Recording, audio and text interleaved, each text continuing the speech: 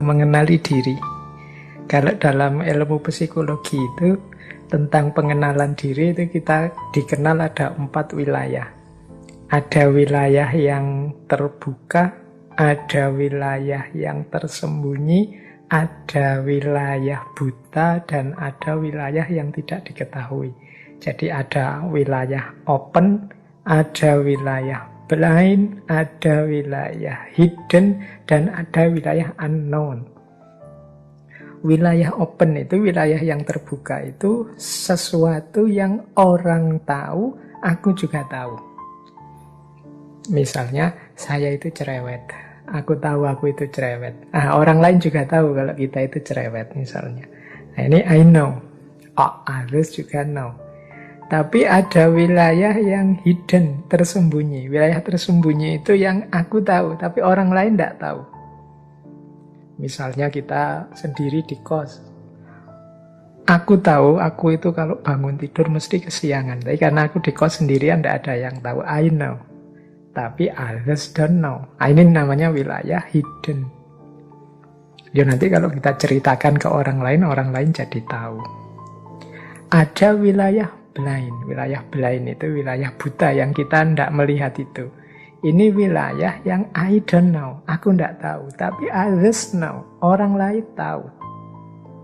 Ini untuk hal-hal yang tidak kita sadari, misalnya kita itu mudah tersinggung kalau pas lapar misalnya. Kita mungkin tidak perhatian dengan itu, pokoknya tidak sadar saja kalau lapar kita tersinggungan misalnya. Nah, ini orang lain mendeteksi, wah anak ini kalau lapar mengerikan ini.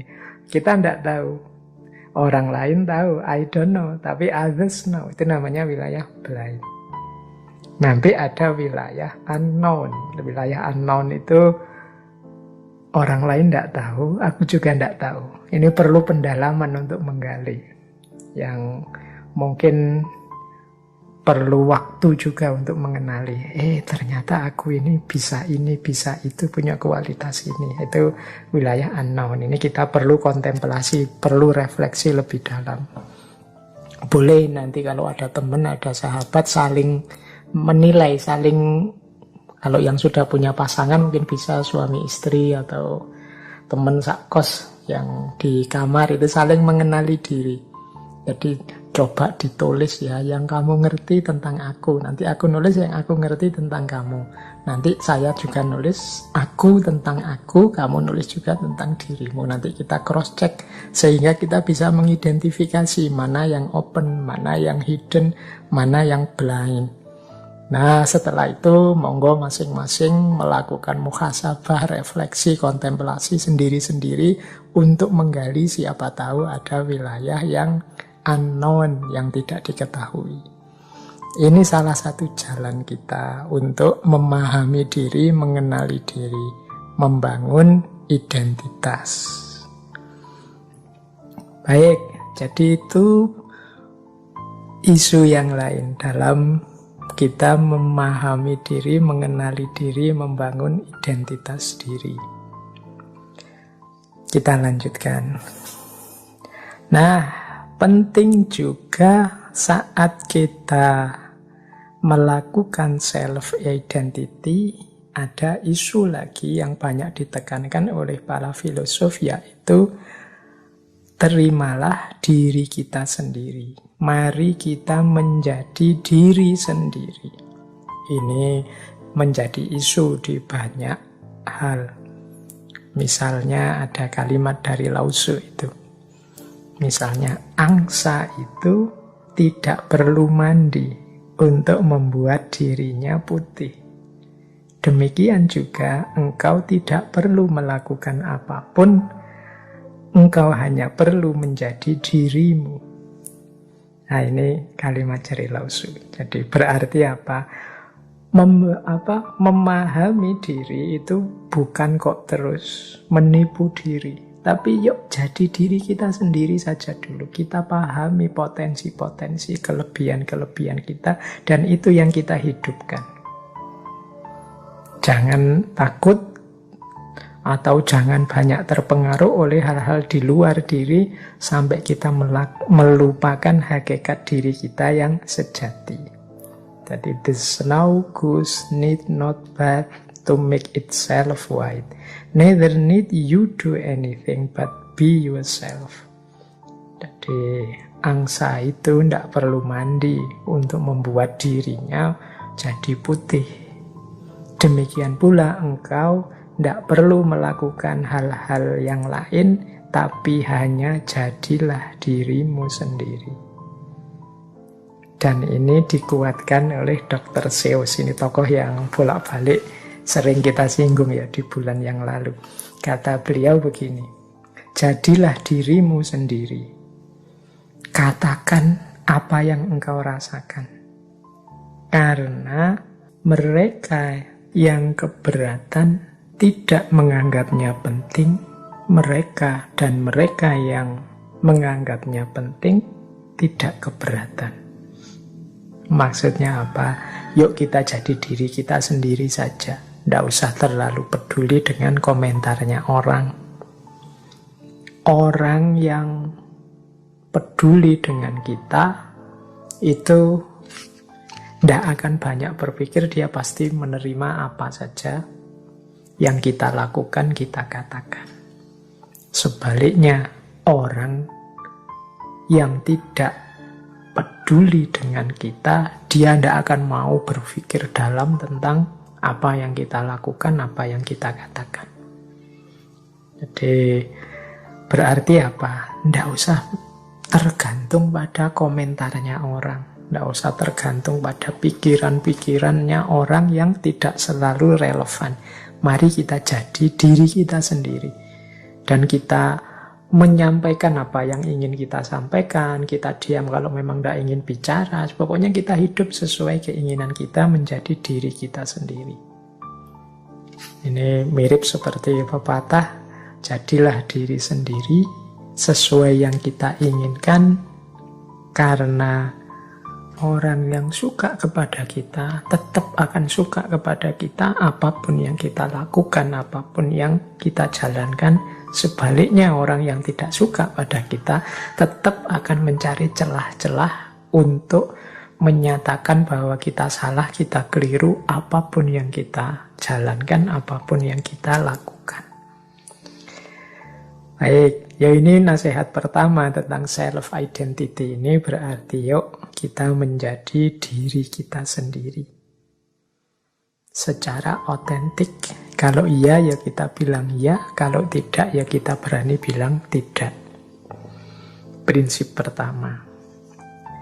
Prinsip kedua dari self-identity adalah, jadi ini membangun identitas diri. Identitas itu sesuatu yang seperti saya bilang di awal tadi, bukan harga mati.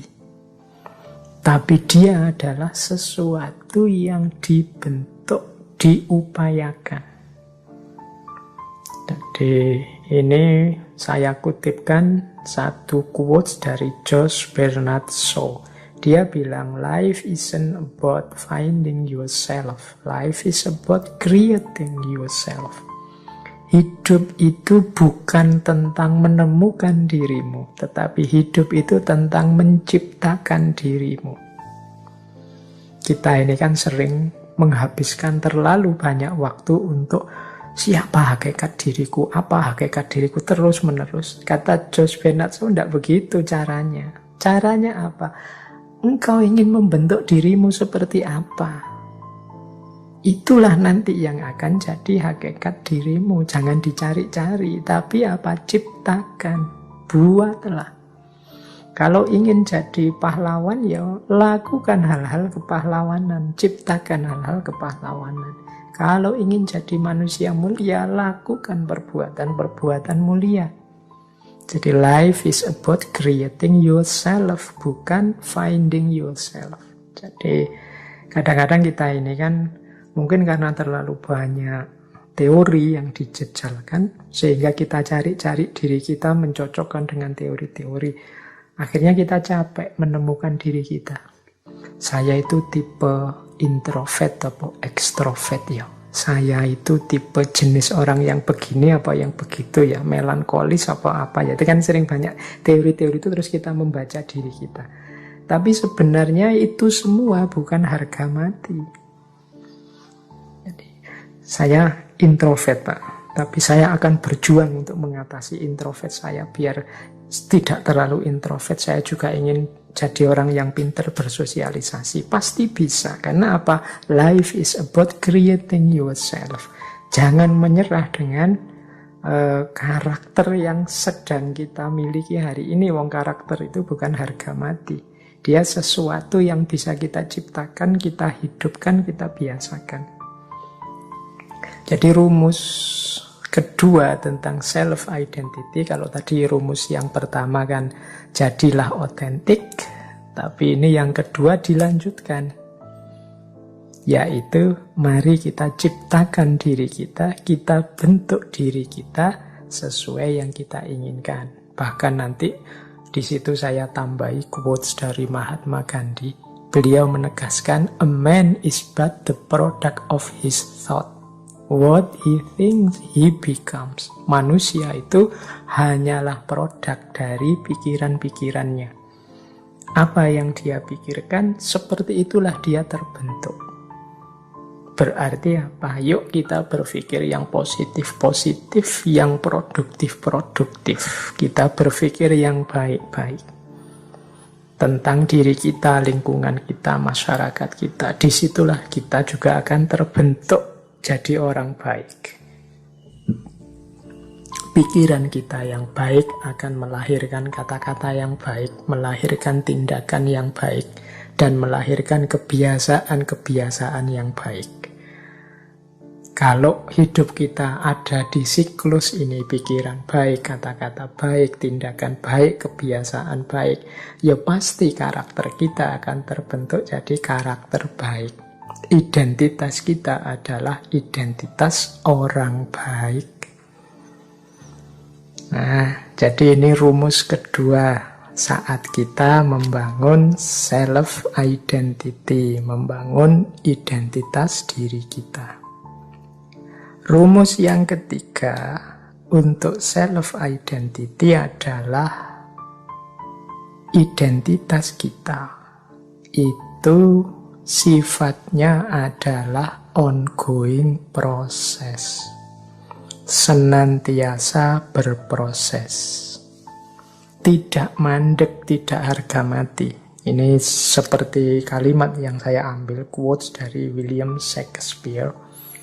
We know what we are, but not what we may be.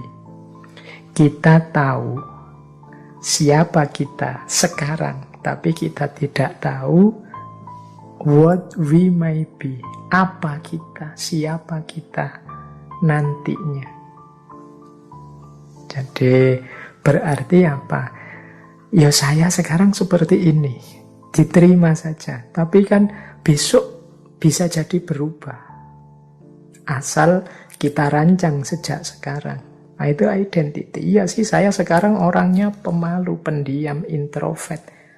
Suka negative thinking misalnya sekarang. Tapi kan kalau memang aku berniat mengubah diriku, ya siapa tahu besok aku bisa berkembang jauh lebih baik. Dan tentunya kita juga kan ingin jadi jauh lebih baik. Jadi we know what we are. Kita mungkin bisa membaca siapa diri kita sekarang, tapi but not what we may be. Siapa tahu kita yang akan datang. Karena tidak ada identitas yang fix. Ya saya sekarang pemalu sih, tapi bukan berarti kepemaluan saya ini harga mati. Sampai besok-besok aku ya pemalu. Kalau kita mau bisa kok mengubah sifat pemalu kita, misalnya jadi agak pemberani misalnya. Itu what may be. Maka orang jangan putus asa dengan kondisinya, dengan situasinya, dengan identitasnya saat ini. Karena identitas, karakter, situasi itu sifatnya ongoing proses. Terus-menerus berubah, bahkan tidak ada titik akhirnya. Kitalah nanti yang bisa menentukan kita ingin jadi apa, kita ingin terbentuk seperti apa. Ini dikuatkan oleh quotes dari Lao Tzu. When I let go of what I am, I become what I might be. Kalau aku melepaskan diriku saat ini. Aku menjadi diriku yang mungkin. Diriku yang mungkin itu ya, diriku mungkin yang lebih baik, mungkin yang lebih sukses, mungkin yang lebih luar biasa, mungkin yang lebih dahsyat dari sekarang. Syaratnya apa? Let go of what I am. Berani melepaskan, berani keluar dari zona nyaman saat ini, berani out of box. Nah, maka akan ketemu dengan what I might be. Jadi identitas itu bisa bersifat ongoing proses. Bisa berubah terus-menerus. Tidak ada yang pasti, tidak ada yang eksak terus-menerus begitu. Wong. Seperti sering saya jelaskan kan, hidupnya manusia itu serba dinamis, berubah. Maka we know what we are, but not what we may be. Kita tahu siapa diri kita sekarang, tapi seperti apa kita besok kita tidak tahu. Semuanya tergantung kemauan, keinginan, dan keseriusan kita dalam menjalani hidup, mengkonstitusi diri kita. Baik. Nah, ini waktunya tinggal sedikit. Ada quotes menarik dari Mahatma Gandhi lagi. Dia bilang begini, the best way to find yourself, the best way to find yourself is to lose yourself in the service of others.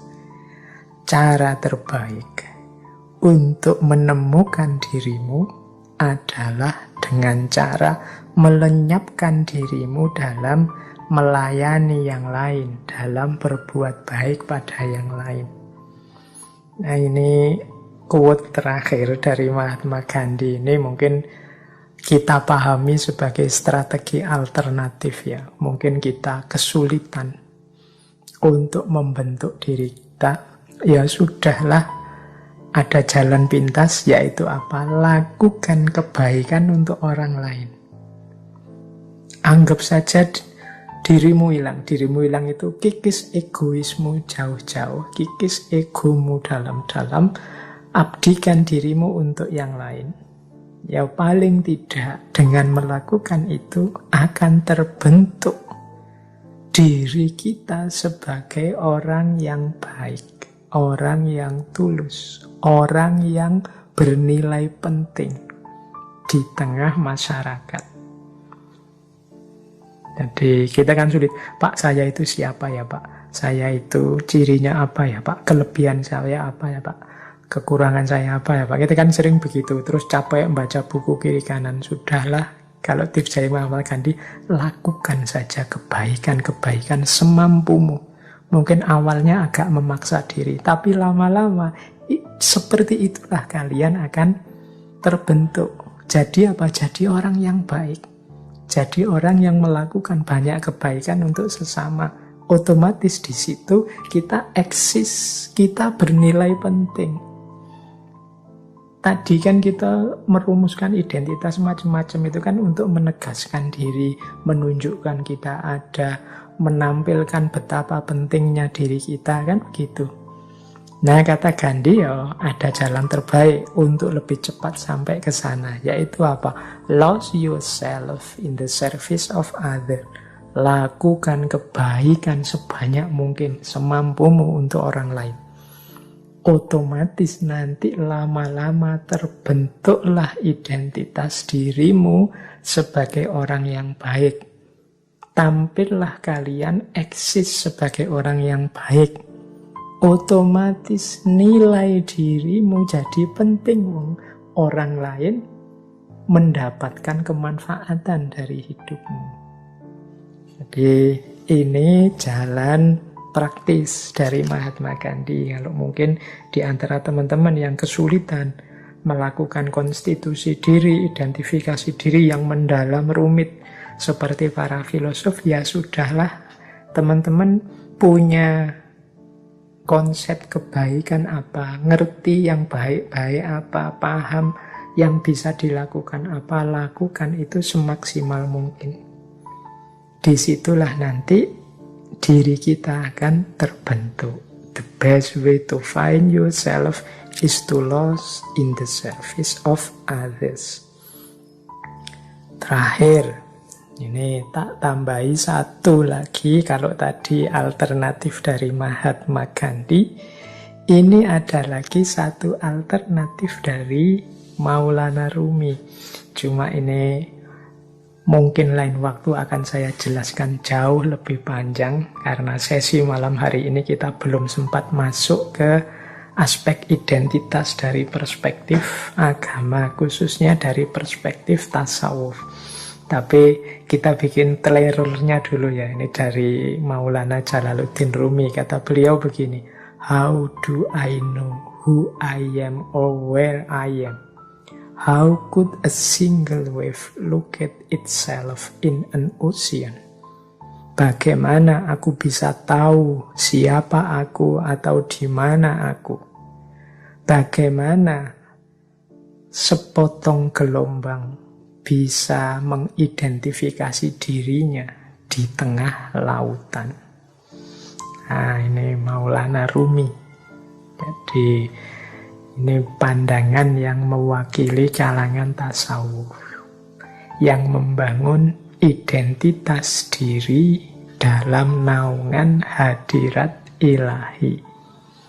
Jadi bagaimana kita menegaskan keberadaan kita justru sebagai citra diri Tuhan yang ada di muka bumi.